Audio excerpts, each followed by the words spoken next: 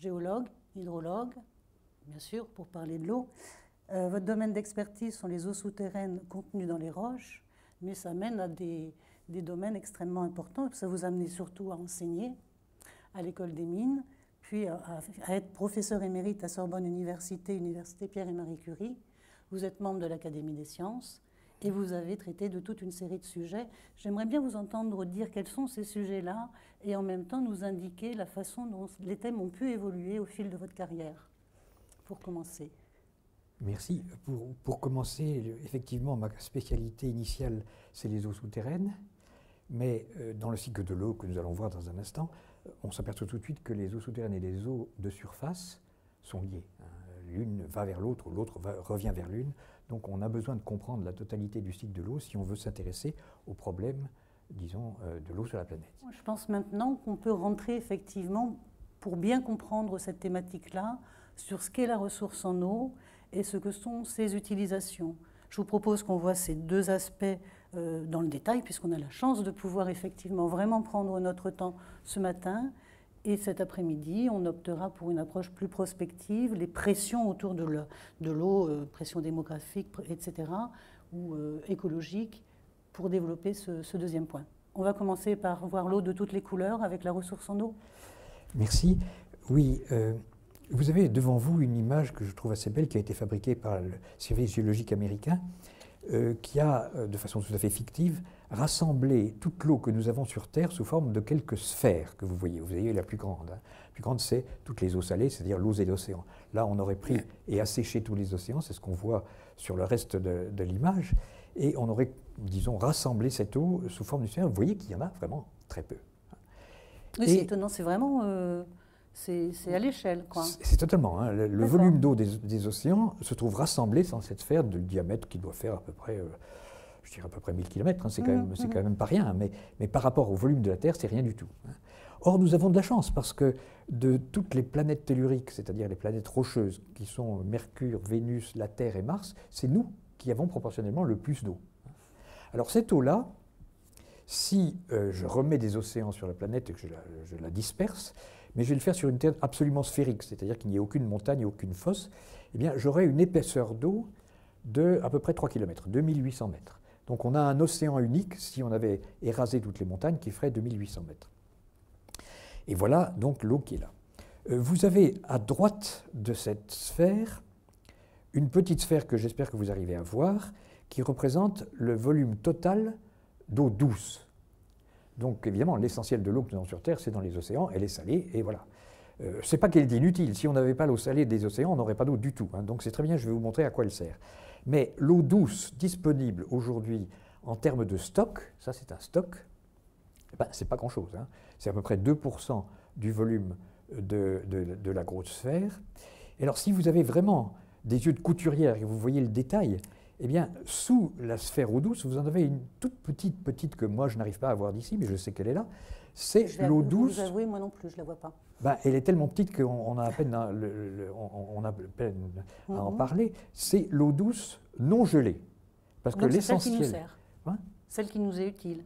C'est celle dont vous allez voir que non. Hein. En fait, on ne vit pas sur les stocks. Donc, c'est celle que nous voyons, disons. Hein. C'est celle qui se trouve dans les lacs, dans les rivières, dans les nappes, et évidemment dans laquelle on prélève, mais qui est renouvelée sans arrêt. Donc vous voyez, eau douce, c'est essentiellement de la glace, qui se trouve principalement en Antarctique, mais un peu aussi en Arctique, c'est-à-dire sur le Groenland. Et évidemment, ces quantités d'eau douce de stock, on parle de stock là, eh bien, sont extrêmement petites. Le cycle de l'eau est la machine hydrique qui nous fait vivre. Hein, et c'est grâce au cycle de l'eau, et non pas sur le volume des stocks que vous avez vus dans les images précédentes, que nous vivons. Alors le cycle de l'eau, vous le connaissez, c'est ce que j'appelle le cycle per ascensom. L'eau s'évapore, là vous avez à droite un schéma des océans de la planète, et à gauche ce qui serait les continents de la planète. C'est schématique tout ça. Donc vous avez évaporation, nuage bouge et redescend en pluie, et voilà le cycle de l'eau qui marche. Alors le cycle de l'eau, je vous le montre maintenant de façon plus liquide, en me concentrant sur les continents. Alors il y a beaucoup de chiffres, mais on va les regarder ensemble. Regardons d'abord le chiffre jaune au milieu, entre eau bleue et eau verte, 113 000 km3 par an. C'est la totalité de la lame d'eau qui tombe en pluie ou en neige sur les continents, sur tous les continents de la planète. Alors, le terme essentiel du bilan en eau de la planète, c'est le chiffre qui se situe à gauche de ce chiffre en jaune, qui s'appelle eau verte, 73 000 km3 par an. Qu'est-ce qu'elle fait, l'eau? Vous l'avez déjà vu, quand elle tombe à la surface du sol, elle s'infiltre un peu dans les grains, l'interporosité du sol, l'humidité pénètre, et puis en fait, elle est reprise par la végétation, et elle s'évapore par les feuilles, la transpiration des végétaux. Donc en fait, l'essentiel, vous voyez que c'est à peu près les 2/3 de l'eau de pluie qui tombe sur la planète, parcourt un trajet de très faible longueur, quelques centimètres, pour s'infiltrer, se stocker dans le sol superficiel, est reprise par la végétation et repart à l'atmosphère. Donc vous voyez, ça c'est ce qu'on appelle l'eau verte. L'eau bleue, c'est celle qui s'écoule dans les rivières, dans les lacs et également dans les nappes. Tout ça, on le met ensemble parce que c'est l'eau qu'on voit. Hein. Celle dans les sols, vous ne la voyez pas, à moins d'aller creuser un peu le sol, vous trouvez que c'est humide, mais vous ne voyez rien couler. Hein. Ce qui coule, c'est ce qu'on appelle l'eau bleue. Alors ça coule dans les rivières et dans les nappes, et on sait que les nappes en général se vident pour l'essentiel, pour 80%, dans les rivières. Quand même, globalement, la planète n'a pas beaucoup d'eau en stock, mais le flux est considérable. Vous voyez, tout ce qui tombe en termes de pluie est considérable, et c'est sur ça que nous vivons, et ce n'est pas sur le stock. Je vous ai donné à peu près la consommation ordre de grandeur, et maintenant on va particulariser, si vous en êtes d'accord, sur 2 exemples, la Tunisie et la France, pour voir un peu le cycle de l'eau à l'échelle, cette fois-ci, locale. Alors, c'est le même schéma, vous le reconnaissez, hein, avec les océans, les continents, etc., et les mêmes couleurs utilisées pour les différents termes d'eau. Vous avez la pluie qui s'affiche à 36 km3 par an. Tunisie, c'est un petit pays, hein, c'est environ un dixième de la France au point de vue surface, de l'ordre de grandeur. Alors, l'eau verte, qui repart aussitôt, c'est 31. Vous voyez, sur 36 qui pleut, il y en a 31 qui repart tout de suite, ou en quelques semaines, ou en quelques mois, à l'atmosphère. Mais l'eau verte utile qui tombe sur les terres cultivées, c'est 12. Alors, l'écoulement total, c'est 5 km3. Vous voyez que c'est vraiment beaucoup, beaucoup moins que l'eau verte, l'eau bleue. Et ces 5 km3 se répartissent pour moitié-moitié à peu près entre eau de surface et eau souterraine. Eau qui coule dans ce qu'on appelle les oueds, hein, et puis eau qui coule dans les nappes qui arrive dans les sources. En Tunisie, il n'y a jamais, ou il n'y a pas de rivière permanente, ou presque pas de rivière permanente, parce que les pluies sont rares, et quand elles tombent, elles ruissellent, elles arrivent dans des oueds, il y a des crues fantastiques, et puis ensuite l'oued s'assèche, il n'y a plus rien, on traverse pied de nouveau la rivière. Donc voilà le bilan en eau de la Tunisie. Donc ils ont en gros, vous avez les chiffres devant vous. Maintenant, quelle est la consommation actuelle en eau verte plus bleue, hein, de la Tunisie? C'est 15 km3. 15 km3. Alors pourquoi la Tunisie a besoin de tant de kilomètres cubes? C'est essentiellement pour se nourrir. Donc là, on est dans le thème de notre conférence d'aujourd'hui. Pour nourrir un Tunisien, il faut chaque année à peu près 1350 mètres cubes d'eau pour fabriquer la nourriture dont il a besoin. 1350 mètres cubes. Alors pourquoi? Parce que pour faire pousser du blé, je vous donne un chiffre, pour faire pousser du blé, il faut l'arroser tous les jours. Alors soit on l'irrigue s'il n'y en a pas d'eau, soit c'est l'eau qui vient par la pluie. Mais si vous comptez la quantité d'eau qui est tombée sur un champ de blé et que vous récoltez le blé qui a été produit et vous y divisez l'un par l'autre, vous trouvez qu'il faut 1000 litres d'eau pour produire 1 kg de blé. 1000 litres d'eau pour produire 1 kg de blé. Donc si vous mangez par exemple 100 kg de blé par an, eh bien, il vous faut 100 000 litres d'eau, hein, c'est-à-dire 100 mètres cubes, simplement que pour faire pousser le blé dont vous avez besoin pour manger. Alors les pommes de terre, c'est moins mal que le blé. Hein. Il faut à peu près 10 fois moins d'eau pour faire pousser des patates, 1 kg de patates qu'un kilo de blé.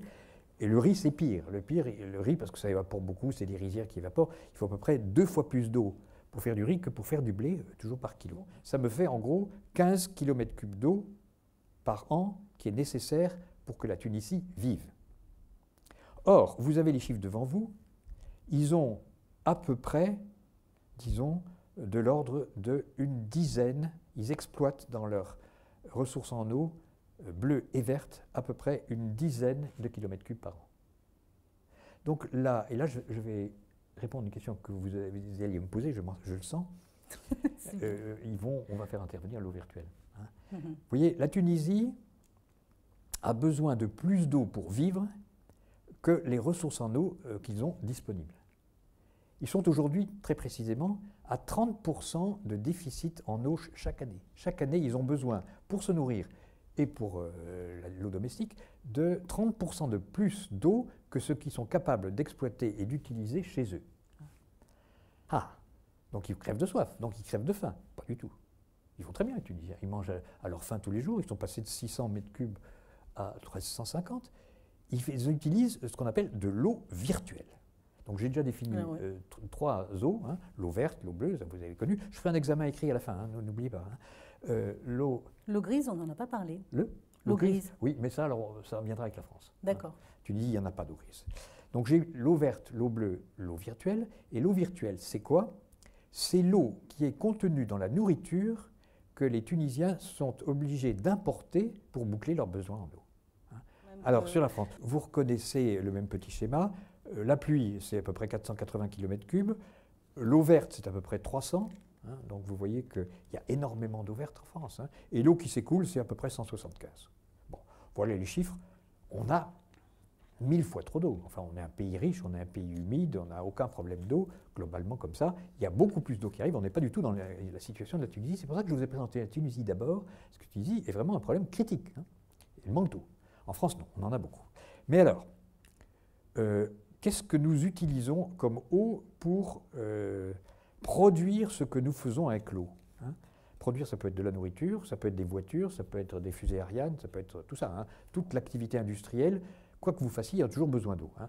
Donc la quantité d'eau que nous utilisons, c'est pour les 3/4 de l'eau verte, pour 20% de l'eau bleue et pour 6% de l'eau grise. Alors, là voilà l'eau grise. Là voilà, il faut que j'en parle. Bah oui. Alors l'eau grise. L'eau grise, c'est une mesure de la dégradation de la qualité des eaux par les activités polluantes des hommes. N'est-ce pas? L'idée, c'est que si vous faites un rejet polluant qui va retourner dans une rivière, en quelque sorte, l'eau, elle a été dégradée et elle n'est plus utilisable. Donc en quelque sorte, c'est comme si vous l'aviez prise, puisque maintenant, vous empêchez les autres de vous en servir, parce que vous l'avez polluée. Hein. Donc c'est une mesure un peu globale, qui n'est pas précise à mon avis, mais enfin le concept est bien. Hein. Il faut effectivement ne pas s'intéresser simplement à la quantité prélevée, mais à la quantité dont on a empêché les autres de se servir parce qu'on l'a polluée. Hein. C'est tout ce qui est station d'épuration, par exemple. Alors ça réduit l'eau grise. Hein. Quand j'épure l'eau, j'enlève de la pollution, donc je réduis l'eau grise. Alors comment on définit l'eau grise? Donc je rajoute de l'eau. Voilà. Alors la définition de l'eau grise, c'est de dire, si je jette un rejet, par exemple, je jette un seau d'eau sale, hein, eh bien, si je diluais mon seau avec 20 seaux d'eau propre, j'arriverais peut-être à un mélange qui serait acceptable pour le milieu ou pour l'utilisation que pourraient faire les personnes qui vivent en aval, hein, les gens qui sont dans la rivière un peu plus loin, pour utiliser quand même l'eau. Donc c'est une mesure de la dégradation de l'eau qui est faite en termes de dilution. Mais dans la pratique, on ne dilue jamais. Si on veut éviter de faire de l'eau grise, eh bien, on va traiter. C'est ce que vous dites. On fait des stations d'épuration et on retire tout ce qu'on peut de la quantité d'eau. Alors, ça, c'est l'eau que nous importons. Et de façon assez surprenante, je vous ai dit que la France a beaucoup d'eau. Donc on devrait se dire, bon, la Tunisie, les pauvres malheureux, ils sont obligés d'importer 30% de leur eau. Nous importons 50% de notre eau. Mais on exporte aussi. Et on exporte, hein, on exporte. Mais si vous voulez, ça c'est le point important du message que je veux vous donner, dans un pays quel qu'il soit aujourd'hui, qu'il soit aride comme la Tunisie, ou riche en eau comme la France, l'eau que nous utilisons pour vivre n'est pas locale. La moitié de l'eau que nous utilisons en France pour vivre, par les produits que nous importons, vient d'ailleurs.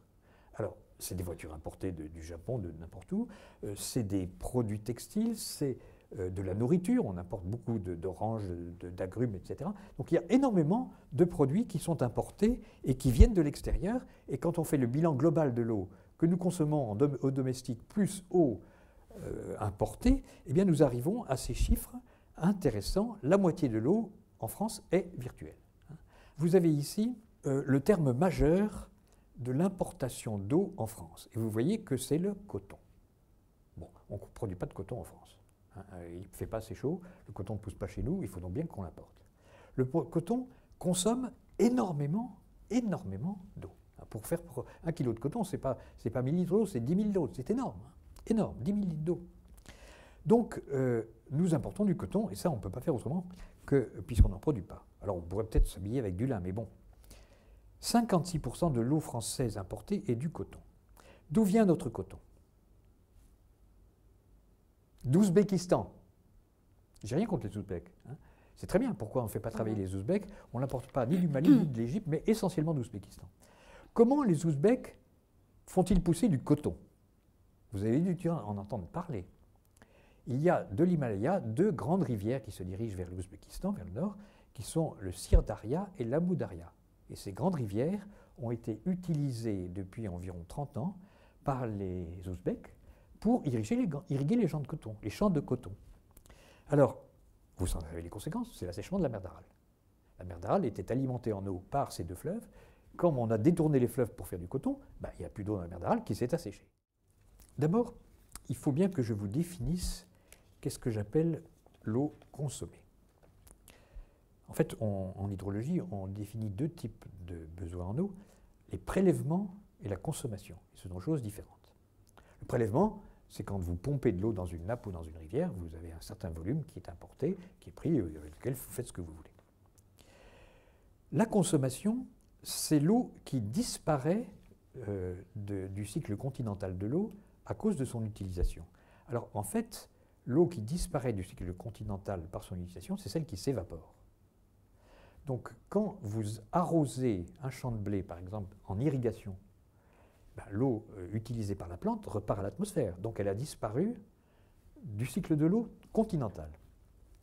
Mais évidemment, elle participe au cycle de l'eau globale, elle va retomber un peu plus là, on l'a vu. Elle ne disparaît jamais totalement. Voilà, le stock d'eau sur la planète, il est constant, il est toujours le même. Si j'ouvre mon robinet et que je me lave les mains, l'eau, pour l'essentiel, repart à l'égout, et de l'égout, il passe éventuellement par une station d'épuration et retourne à la rivière. Donc il n'a pas disparu. Donc, pourquoi ces campagnes, justement, laissez pas couler votre robinet inutilement, etc. Finalement... Alors ça, c'est une question sur laquelle je vais parler 1 heure, si vous me lancez là-dessus. Alors vous faites synthétique, je fais synthétique. 2 minutes. Écoutez, dans un pays comme la France, où il y a quand même beaucoup d'eau, en Tunisie, c'est autre chose, il y en a quand même très peu, et il faut se débrouiller pour utiliser ce qu'on a. En France, on a beaucoup d'eau en général, et à part des saisons où on manque d'eau, ou je dirais des lieux où on manque d'eau, donc par exemple plutôt le midi, en fait, on peut se laver les mains autant de fois qu'on veut, on ne consomme pas d'eau puisqu'elle continue son trajet. Et elle est simplement un peu dégradée si on ne traite pas la pollution qui a été engendrée. Donc les prélèvements et la consommation sont très différents. Pour vous donner un ordre de grandeur, l'eau domestique, c'est à peu près 10% qui est consommé, c'est-à-dire qui s'évapore, parce que vous lavez du linge, le linge fait s'évaporer de l'eau à l'atmosphère. L'eau industrielle, c'est de l'ordre de 10% aussi.